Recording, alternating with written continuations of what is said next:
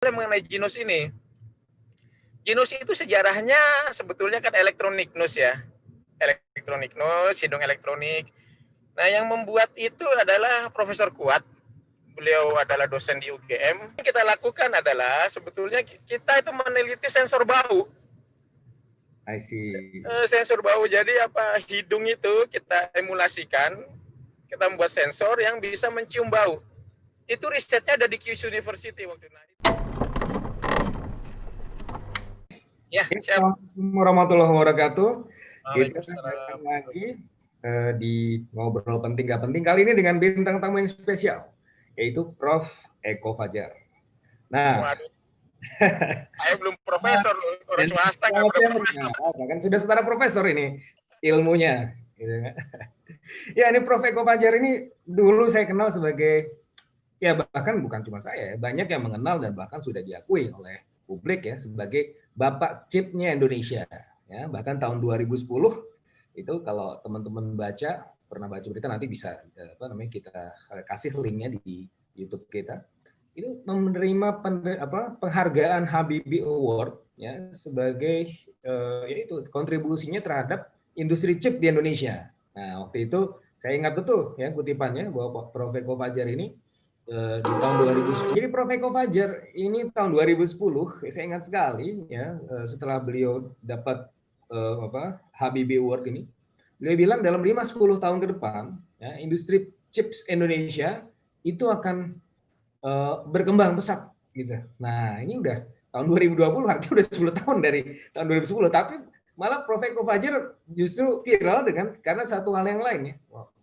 Yaitu Genus. Nah, Prof. Eko Fajar ini adalah salah satu tim ya, peneliti yang turut mengembangkan Genus yang baru-baru ini viral dan sudah keluar izin edarnya. Ya. Tapi sebelum ke situ saya pengen tahu dulu nih Prof. Eko ya, kok bisa sih dari chips terus tiba-tiba sekarang ke Genus? Itu ceritanya bagaimana, Prof? Itu juga ya kita ceritanya begini sebetulnya. Ketika COVID kemarin, saya tuh berpikir bagaimana saya bisa berkontribusi sebagai orang semikonduktor ya, berkontribusi untuk turut menanggulangi, berkontribusi turut untuk menanggulangi atau ikut berjuang bersama-sama melawan COVID ini. Tapi kita ketahui bahwa yang namanya semikonduktor dan kesehatan tuh ya cukup jauh sebetulnya, keahlian saya semikonduktor dan lain-lain sangat jauh. Nah, tapi alhamdulillah sebetulnya kita ada 2 produk ya yang memang ndelalah kok cocok dengan COVID ini. Sama sekali kita tidak berpikir itu akan cocok dengan COVID. Kalau berpikir itu cocok berarti nanti kita planning terjadi pandemi kan. Jadi produk pertama itu adalah fotokatalis. Fotokatalis itu adalah self cleaning surface ya, dia bisa mematikan bakteri dan lain-lain. Itu satu hal. Dan itu ternyata ada juga kontribusi dunia semikonduktor di situ, yaitu kita melakukan ion doping. Nah, yang kedua sebetulnya adalah mengenai Genus ini. Genus itu sejarahnya sebetulnya kan elektronik nus ya, elektronik nus, hidung elektronik. Nah, yang membuat itu adalah Profesor Kuat. Beliau adalah dosen di UGM, guru besar di UGM. Beliau itu sahabat saya dari Fukuoka. Sahabat dari mulai Fukuoka tahun 2000. Tomodachi. Iya, Tomodachi. Ada orang bilang ini Genus ini geng Fukuoka katanya. Jadi udah sahabat dari dulu dan kami saling mengetahui bahwa Prof Kuat juga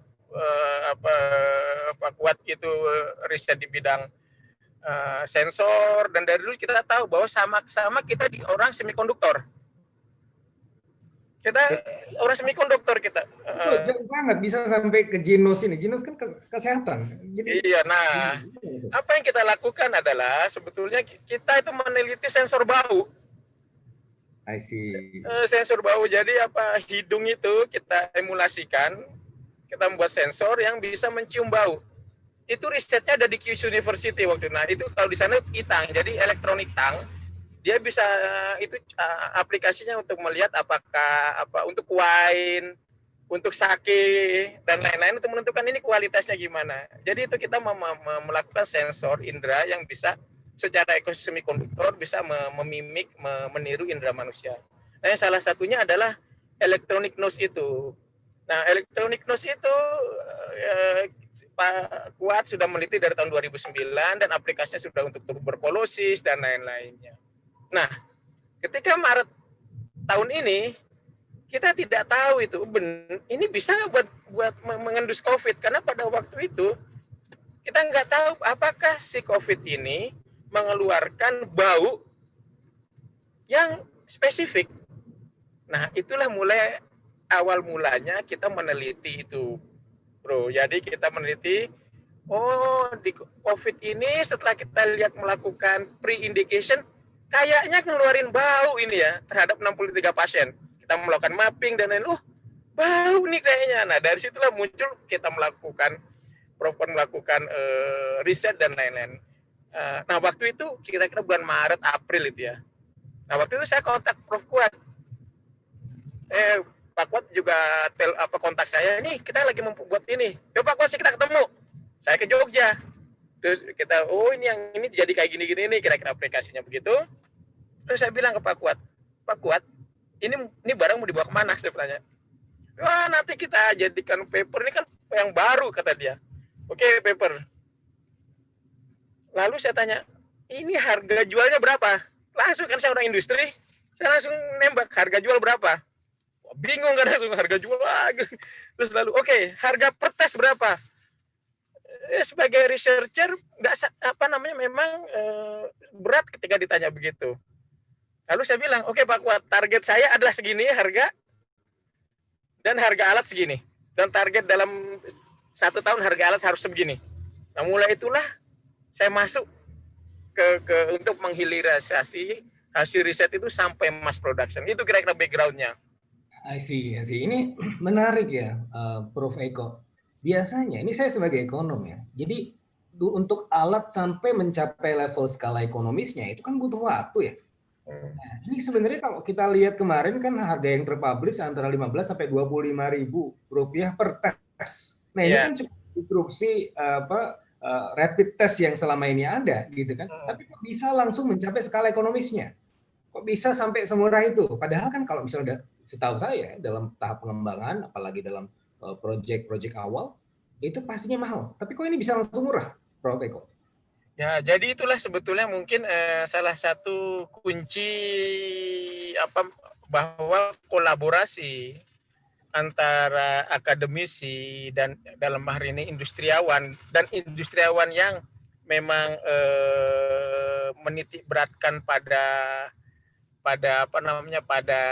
manufaktur dan pada teknologi itu sangat penting.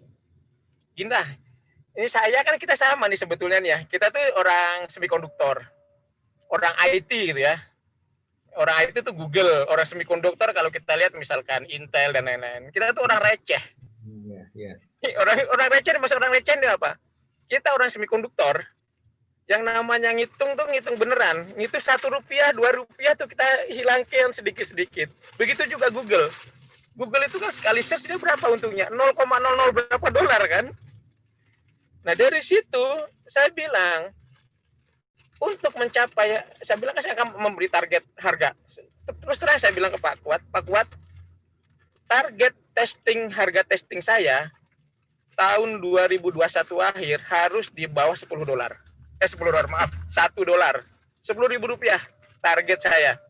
Kalau awal-awal enggak. Jadi menurut saya 20.000 itu masih mahal. Tapi awal lah nggak apa-apa.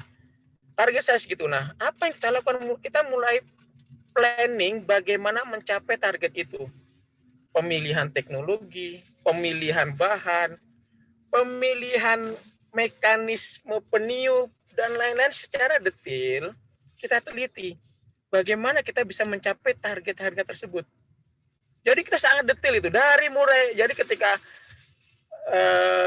tim Jogja, tim Pak Kuat melakukan riset terhadap visibility-nya, kita tim manufaktur, tim hilirisasi melakukan riset, nggak bisa dibilang riset, development, pemilihan bahan, struktur, cara produksi yang baik, dan lain-lain, sehingga bisa mencapai harga segitu.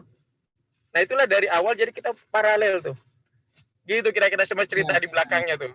Jadi ini kalau singkat cerita, ini sebenarnya nggak reinventing the wheel ya, ini udah ada, tapi dikembangin aja kan lebih lanjut. Ini saya jadi ingat ceritanya Andrew Grove ya. Jadi the late Andrew Grove gitu ya, kalau kita pernah baca bukunya Only the Paranoid Survive, itu kan juga terkenal dulu karena sebagai pioneer di industri chip ya di Amerika.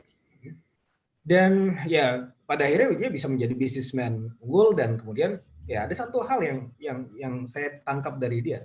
Jadi ini kita menghadapi semacam inflection point ya dalam produk-produk inovasi. Ada kalanya produk inovasi itu berhasil, tapi lebih banyak lagi gagalnya, gitu kan? Oh ya, gagal lebih banyak. Gagal lebih banyak lagi. Kita kan cuma itu banyak bagusnya aja, ya kan? Nah, Pak Prof Eko ini kan saya rasa sudah menemui banyak sekali kegagalan ya. Kita dulu sampai pengen kolaborasi, ingin bikin semacam cryptocurrency sendiri ya, penelitian lagi. Jadi ini Prof masih PR kita nih nanti ke depan ya, mungkin setelah. Insya Allah. Tapi ini Ginos ini satu hal yang oke, sekarang dinanti-nantikan, tapi di sisi yang lain, Prof. Ini kadang-kadang publik juga trauma nih. Dulu di zaman SBY kita punya blue energy. Wah, itu juga digadang-gadang, wah ini akan menggantikan fossil fuel dan lain-lain. Blue energy gitu ya. Makanya ini ada teman-teman juga nanya, apa beda blue energy? Jangan-jangan ini too good to be true. Kalau misalnya too good to be true, jangan-jangan ya memang ya is too good gitu kan. Masa sih bisa kita menciptakan itu? Banyak orang yang pesimis, Prof. Tapi gimana Prof Eko melihat ini? Apakah ini sama seperti blue energy? Apa yang membedakan ini dengan gimmick penelitian yang lain yang seakan-akan bagus tapi ternyata begini aja. Nah, gimana, Prof? Ya, jadi emang ini kalau dibilang mirip blue energy sebetulnya. Itu benar sekali, karena memang pertama ini kita pendekatan untuk mendeteksi COVID ini itu tidak konvensional. Misalkan yang konvensional itu PCR dan lain-lain yang memang punya sejarah sebelumnya, sejarah panjang. Nah, sedangkan yang disebut teknologi indera elektronik ini kan baru teknologi baru. Secara sejarah itu paling 10 tahun atau 20 tahun, kalau di Jepang 20-15 tahun. Jadi waktu saya S1 di Jepang, S1 tahun 96-an itu ya itu memang baru diteliti pada waktu itu. Jadi sejarahnya sebenarnya tidak terlalu lama. Itulah yang menyebabkan teknologi ini bagi beberapa orang dan termasuk saya cukup teman ada yang bilang ini voodoo, itu kayak sihir. Iya. Cuma ditipu aja kok bisa ada ininya hasilnya. Nah, jadi gini sebetulnya. Pertama, kita sudah melakukan riset itu dari 2009. Pertama, riset dari 2009, dan kita sudah menelurkan beberapa hasil riset dan produk yang benar-benar, contohnya kita bisa mendeteksi tuberkulosis dengan akurasi 100%. Oke, 100%. 100%. Dan juga untuk kanker paru-paru kita bisa mendeteksi hampir mencapai 100%. Kita bisa mendeteksi narkoba juga deteksi hampir 100%.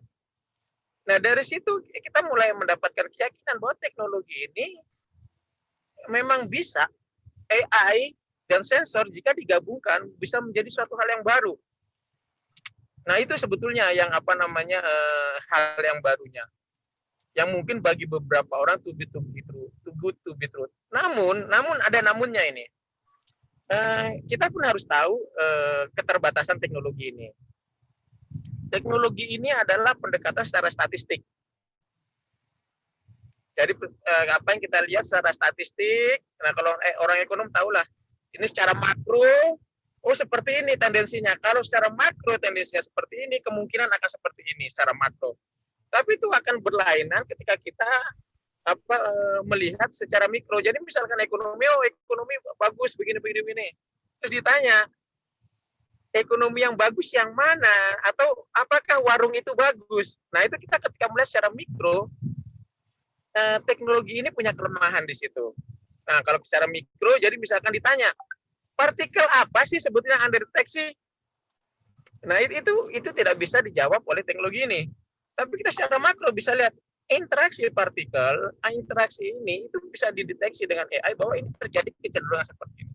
Jadi kalau kita melihat ingin partikel apa sih yang benar-benar menyebabkan, itu perlu penelitian lebih lanjut, bukan sekarang. Jadi itu yang harus mungkin disadarkan kepada publik bahwa positioning kita ini adalah kita secara statistik kita bilang bahwa secara kualitatif kita bilang bahwa tendensi secara makro seperti ini, dan kebetulan akurasinya itu cukup baik, bisa 90% ke atas. Jadi gitu, jadi kita harus sadar bahwa keterbatasan kita apa dan kelebihan kita apa. Namun kelebihan kita banyak. Pertama, kita nggak perlu sih meneliti terus sampai detail semuanya, warung ini bagus apa enggak, warung sana bagus apa enggak, secara makro kita kelihatan. Jadi ketika kita menang pemilu pun kita lihat kalau udah bedanya 5% udah menang lah. Beda-beda 1%, 2% ya udah biarin aja lah gitu. Nanti ke mahkamah kita seperti itu. Jadi kita tidak seharusnya melihat secara mikro terus. Selama makro bisa dipertanggungjawabkan secara ilmiah. Jadi itulah. Jadi mungkin ada beberapa pihak dan banyak pihak, dan kami juga maklum, yang tidak bisa menerima pendekatan seperti ini karena memang ingin secara mikro terus mengetahui apa penyebabnya, dan itu bagus, cuman cara pandang saja yang berbeda. Itu kira-kira. I see. Jadi Prof, ini ada satu lagi Prof yang menurut saya cukup krusial ya. Jadi saya pernah ya dengar dari profesor saya ketika saya waktu itu mengajukan topik penelitian untuk chapter terakhir di disertasi saya. Nah, saya sampaikan ke Prof ini. Terus kemudian sensei saya bilang begini, ini ada dua kemungkinan. Jadi ketika saya mengklaim bahwa oh ini novel nih, ini original, tidak ada yang atau belum atau sangat sedikit orang yang pernah melakukan ini sebelumnya. Jadi ini sepertinya layak untuk dijadikan paper atau penelitian ilmiah. Nah, profesor saya bilang begini, cuma ada dua hal nih di sini, ada dua kemungkinan. Entah kamunya ini atau ada alasan lain kenapa orang nggak pernah melakukan ini. Gitu. Nah, ini pertanyaan saya adalah, Prof Eko, ini kan kita bicara devil's advocate. Saya tahu Prof sudah banyak dibantai, tapi di sini kita bisa ngobrol-ngobrol lagi mengenai itu. Kalau misalnya memang oke dan tepat guna, gitu, kenapa baru kita? Udah ada belum negara lain yang melakukan ini? Oke. Jadi saya juga sama dengan yang tadi di Bro Fitra, profesornya Brother Fitra bilang bahwa kalau Anda menemukan sesuatu dan mengklaim tidak ada yang bisa, itu ada satu dua kemungkinan Anda sangat jenius, Anda lagi gila gitu, ya kan, gara-gara gitu. Ada halusinasi. Nah, sebetulnya di negara lain banyak penelitian seperti ini, sangat banyak. Dan secara kedokteran mendeteksi penyakit berdasarkan bau itu sejarahnya ribuan tahun. Jadi mendiagnosa penyakit dengan tidak mengukur secara mikro itu ribuan tahun. Sebagai contoh, cara diagnosa, saya bukan orang kedokteran, cuma saya mendengar di TV atau dari itu. Mendiagnosa ketosis, cukup menyium bau orang itu, kalau dia bau nafasnya etilen, dia orang ini ketosis nih. Kalau ada bau etilen di situ, orang ini ketosis nih kemungkinan. Nah, jadi bahwa ketika terjadi suatu keadaan fisiologi tertentu dan tubuh melakukan respon dan muncul VOC tertentu, itu sesuatu yang diketahui ribuan tahun dan sudah dijadikan alat diagnosa selama ribuan tahun dari dulu. Dan sampai sekarang pun kalau ketika dokter-dokter kita tidak memiliki alat untuk mendeteksi malaria di tempat-tempat terpencil, mereka tinggal lihat lidahnya, keluarin lidahnya, lihat lidahnya. Oh, kalau lidahnya pattern tertentu, orang ini kena penyakit malaria nih. Secara makro mereka tahu, tapi mikronya ya harus ke lab gitu kan ya. Nah, jadi sebetulnya itu teknologi seperti ini, know-how sebenarnya sudah diketahui lama. Tapi kenapa baru kita, Prof? Kenapa China nggak pakai misalnya? Nah, sekarang apakah ada negara lain yang meneliti secara sama dan kita? Banyak. Di Jepang, perusahaan Shimizu, perusahaan besar, dia meneliti dengan Tohoku University. Paling dekat Singapura. Di Israel, di Perancis, dan lain-lain, semua melakukan hal yang sama. Cuman pendekatannya agak berbeda. Kalau kita pendekatannya dengan sensor array, ada yang pendekatan dengan gas kromatografi, ada pendekatan dan lain-lain. Nah, itu mungkin beda pendekatannya dan beda approach-nya. Cuman pada dasarnya sama. Yang kita deteksi adalah apa sih yang dikeluarkan seseorang ketika dia terjangkit virus COVID-19. Jadi kalau ditanya apakah kita paling pintar di dunia, enggak, apa kita ya semua orang yang pintar banyak lah. Cuman apakah kita approach-nya paling bagus? Tidak tahu. Tapi ya bahwa apakah kita approach-nya sekarang yang paling di Indonesia dalam kasusnya paling realistis dan mungkin paling cost efisien, mungkin seperti itu sekarang. Insya Allah. Jadi kira-kira gitu bro. Jadi kalau kita nggak pernah mengklaim kita paling bagus, paling satu-satunya dia enggak. Cuman mungkin yang paling cocok buat di Indonesia mungkin masih kita gitu kira-kira. Kira-kira negara-negara lain bakal pakai pendekatan yang sama nggak, Prof? Nah, ini kan sebenarnya ya sangat cost efficient ya. Tapi ya yang berkembang kan sekarang kalau kita bicara rapid testing ya untuk ngetesan massal itu kan masih entah itu rapid test atau sekarang yang berkembang itu antigen. Itu gimana, Prof? Posisi jadi trial itu sudah dilakukan misalkan di Israel, lalu di Singapura trial sudah dilakukan, terus bulan lalu ada di NSK juga dilakukan. Hanya yang melakukan trial secara masif dan juga sampai mendapatkan izin edar mungkin darurat ya, itu mungkin baru mungkin kita yang paling ahead ya di antara mereka itu. Dan mungkin karena metodologi kita juga mungkin lebih baik. Nah, kita harus menelisik juga, kita sudah pasti mengcompare ya. Cuman kan secara detail itu belum keluar nih di paper-paper. Karena karena belum keluar di paper-paper, dan kami tahu kita punya kewajiban untuk mengeluarkan di paper, cuman ya biasa, ini trade off nih. Trade off-nya adalah paper duluan atau produk duluan. Kalau kondisi normal, kita paper duluan. Saat-saat seperti duluan, paper duluan. Iya. Produknya dulu. Kalau ini karena ini ada kemanfaatan, jadi kita produknya dulu, paper belakangan, walaupun data itu ada. Cuma data itu tidak dipublish, karena data itu dipublish dan lain-lain paper kita nggak diterima. Gitu kira-kira. Ya. Nah, ini Prof, jadi ini ada satu hal. Jadi kan kita atau Genos ini fungsinya adalah mendeteksi apa yang keluar dari nafas kita ya, dari hembusan nafas kita. Yeah. Nah, tapi kan itu yang dideteksi paru-paru ya, Prof. Kalau misalnya sudah ketahuan COVID, misalnya positif, itu artinya sudah terjadi sesuatu dengan paru-paru kita. Apakah itu nggak terlambat? Ya, ini diembus nih, ya kan? Berarti itu kan ada, dia kan menangkap data dari paru-paru kita. Kalau paru-paru kita normal, ya oke. Nah, tapi bagaimana kalau misalnya kita OTG nih, ya, tapi nggak ketangkep dong. Nah, terus atau kalau misalnya betul-betul ketangkep, berarti memang itu sebenarnya sudah ke paru-paru, sudah hampir terlambat gitu. Nah, ini keunggulan Genos dengan rapid test misalnya, rapid test yang antigen atau antibody itu gimana posisinya? Jadi posisinya begini, kita itu kalau dibandingkan PCR, kita bukan saingan PCR, karena PCR itu alat penegak diagnosa dan akurasinya tinggi dan itu gold standar. Jadi kita memposisikan Genos itu sebagai komplementer PCR. Nah, oke, kalau kita bandingkan antara Genos, antigen rapid test dan juga serologi rapid test, yang bisa keunggulan dari Genos itu sebetulnya pertama timing kapan kita bisa mulai mendeteksi seseorang itu terjangkit. Teknologi rapid test yang lain pun PCR, misalkan serologi itu bisa mulai mendeteksi ketika orang itu muncul antibody, dan which is antibody itu muncul ketika antara 7 sampai hari ke berapa, kalau dari mulai infeksi hari ke-12 sampai kalau dari mulai gejala itu sekitar hari ke-7 sampai hari ke-12. Berarti di antara sampai dari keluarnya gejala sampai hari itu tidak terdeteksi oleh antibody. Nah, jadi dia itu bagus, cuman lambat timingnya. Orang itu udah kemana-mana. Nah, yang berikutnya antigen itu bagus, dia bisa sampai hari kedua bisa.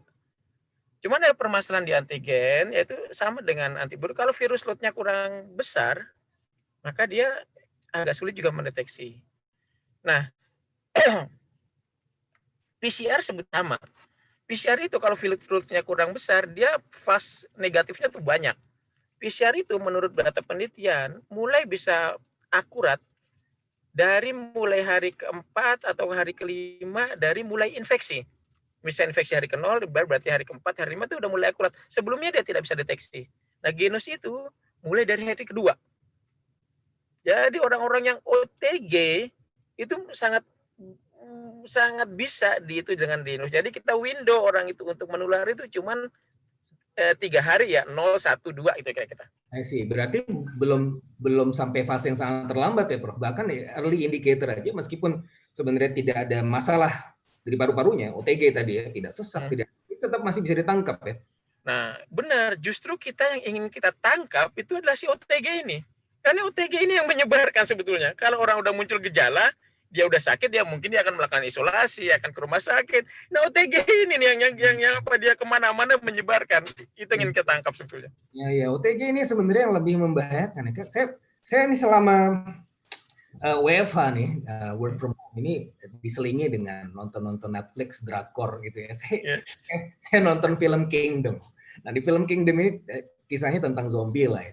Zombie kalau udah digigit, kalau udah digigit dia jadi zombie. Gitu. Tapi kita bisa lihat zombinya berkeliaran di jalan, kita bisa lari gitu. Iya, kan gimana caranya itu untuk menghindari? Nah, ini mungkin ini menarik ya. Jadi kalau apalagi kalau misalnya ini bisa diproduksi secara massal, bisa menangkap yang bergentayangan tapi dia nggak punya nggak punya gejala gitu kan, gitu Prof ya. Sehingga nanti kasusnya bisa turun seharusnya kalau kita bicara di jangka menengah dan panjang ya, gejala penularan, infection rate dan seterusnya.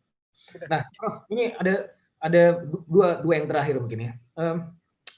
Ini kalau setahu saya ya, berhadapan dengan dunia medis, kedokteran itu paling rigid ya. Kita udah banyak lah menyaksikan teman-teman kita ya, teman-teman peneliti yang bukan berasal dari medis menghasilkan disrupsi penelitian di bidang tertentu, tapi mentok karena ya nggak sesuai dengan etika medis, nggak sesuai dengan program-program atau standar-standar operasional yang berada di dunia medis. Tapi ini kok bisa dikeluar izin edarnya, berarti memang sudah melalui ujian atau penguji yang rigorous, yang solid, dan bahkan quote-unquote pembantaian. Gimana? Ya, jadi sebetulnya begini, setiap disiplin itu punya tradisi. Setiap disiplin ilmu, semikonduktor punya tradisi, ekonomi punya tradisi, elektronik punya tradisi, dan juga medis punya tradisi. Dan IT pun punya tradisi, dan masing-masing bidang ilmu itu tradisinya beda-beda. Contoh, orang semikonduktor itu pada dasar pakai jas. Kenapa? Semikonduktor tuh harus orang strict. Kalau dia salah, tidak bisa dibetulkan di masa mendatang, karena itu jadi hardware. Tapi orang software, hipster kebanyakan. Kalau salah sekarang, besok dibetulin. Itu contohnya. Nah, dunia medis itu lebih strict dari semikonduktor. Jadi ngomong masalah nyawa. Kalau salah, bukan hanya bisa recall, kalau semikonduktor masih bisa recall. Itu kalau salah, orang mati. Nah, jadi itulah maka dunia medis yang saya pelajari selama ini dengan genus itu sangat strict. Oleh karena itu, dari mulai awal, peneliti utama kita, which is Dr. Dian, itu sudah terlibat. Dan dia inisiatornya sebetulnya. Datang ke Prof. Kuat bilang, Prof, ini bisa dideteksi nggak? Terus Prof. Kuat bilang, saya tidak tahu. Ya udah kita cari bisa apa enggak. Nah, dari awal memang kita melibatkan dokter. Terus kedua, ketika sudah kita melakukan edukasi, dokter pun punya tradisinya dunia medis. Lalu kita konsult dengan komite etik UGM. Ini kita mau melakukan ini. Tolong verifikasi apakah metodologi kita benar. Ya udah tuh mulai ya bukan pembantaian, verifikasi dan lain-lain, dan pengawasan sudah dilakukan dari awal. Itu pun tidak cukup. Setelah itu, ketika kita mau melakukan mass production sebelum izin edar keluar, skup UGM tuh tidak bisa. Kita harus skupnya nasional. Datanglah kita ke Kemenkes. Disitulah keluar ada komite etik. Sebelum ke Kemenkes, kita datanglah ke BPFK dulu. Alat kita diuji. Kata KBF, oke ini boleh, baru kita datang ke Kemenkes. Ada komite etiknya Kemenkes. Dibantai lagi di situ. Mungkin nggak dibantai ya. Dia advice. Ini tuh orang-orang profesor-profesor yang baik kok, semua dia advice. Jadi kalau kurang bagus jadi tolak gitu aja sih sebetulnya. Jadi akan lebih bagus. Nah, itu kita lakukan berkali-kali. Ya sampai alhamdulillah tanggal 24 tadi keluar. Dan itu masih emergency, bro. 1 tahun. Jadi kita masih harus berjuang selama 1 tahun ini untuk membuktikan alat kita itu baik dan berguna. Kalau tidak, kapanpun bisa ditarik izin itu oleh Kemenkes. Jadi dari ya.